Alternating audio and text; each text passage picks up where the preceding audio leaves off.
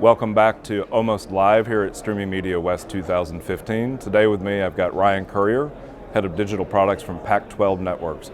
Ryan, you were on a session earlier today. Tell me what the session was about. Yeah, we focused on once you have viewers watching your live OTT or digital experiences, how do you keep them there? Okay. And so we talked about things like quality, the quality of the actual video experience, both the production of the video as well as the bit rate, lack of buffering, etc., particularly around sports, things that people have come to expect based on what they see on TV. Traditional TV. It really needs to be that good. So in the old days, when I used to run a web consultancy, we looked at stickiness, and of course how long somebody stayed on the site, linger, and that kind of thing. Do you also measure that as well from a video standpoint? Yeah, we do, and actually we've seen our own evidence, which I think is echoed by the industry, around when you have that higher quality of video, you have a higher bit rate, people lock onto that thing, less buffering, faster start times. It definitely, we can confirm, correlates to longer viewing times. Okay, interesting. Now, are there, outside of the production value, which you're describing, and the delivery value, are there points, say in sports, where naturally people will drop off?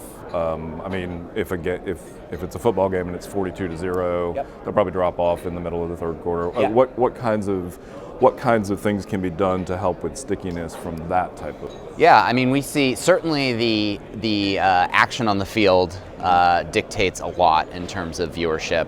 We see huge spikes for games that are close and interesting, including, we believe, a lot of fans who may not have a rooting interest in those teams but have just heard it's a great game. A lot of people like to see the fourth quarter of a really exciting football game. And the inverse, when it's a blowout, people move on to other things. We also see a lot of relationship between what else is on at that time, either on Pac-12 or across all of sports or other entertainment. Which brings up an interesting question. I mean, because it's not traditional TV, that's linear, you have the interactive element. Are there things that you also do from an interactive standpoint to keep the viewers engaged, polling, those types of things? Yeah, we haven't done a lot with that. We honestly have found that things that distract from viewing can actually be more problematic than helpful. And I think that's something that we'll continue to explore over time, because I think there are definitely opportunities, whether it's when someone is ready to tune away. We see downturns in audience during half times, for example, and then they come back. So I think there are points in time where it makes a lot of sense, but there's also points in time where you really want to just let the content speak for itself. Be distracted from. Exactly. That's very interesting. So what are some of the things at the show that you've seen in terms of the exhibit hall or other sessions that you've gone to? Yeah, well, there's so much activity going on, both with established companies, but also a lot of startups in social video, a lot of pretty interesting things around trying to get more automated with a lot of the workflows. That's for us, we air 850 live games every year and have another several hundred events that are live streamed exclusively through our experiences. So the volume of content is very significant.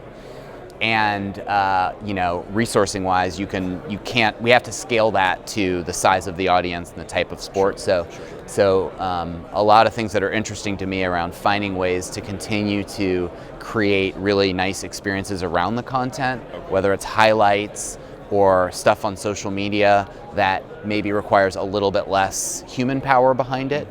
So finding automated solutions is very interesting, and there's a lot of folks playing in that space. So you've talked about live. What about your back catalog for on demand? How do you handle the catalog currently? Yeah, so our most popular on demand is still relevant to fairly recent content. Okay. So highlights and recaps, features, interviews of players that are.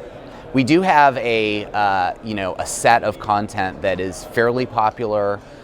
We've done cut down versions of some classic games, for example. I was going to say, so it's PAC-12 Classic, like ESPN Classic. Exactly. So you get a 30 minutes version of a basketball game, 60 minutes of a football game, and you not only show the key plays, it's beyond highlights, you show key plays, but you add in like interviews with players who were in so it that becomes game. a documentary style. Exactly. Exactly. Okay. And we found that those perform really well. Fans love them. They love reliving those glory moments. Sure. And that is true evergreen content that people like to revisit time and time again. Awesome.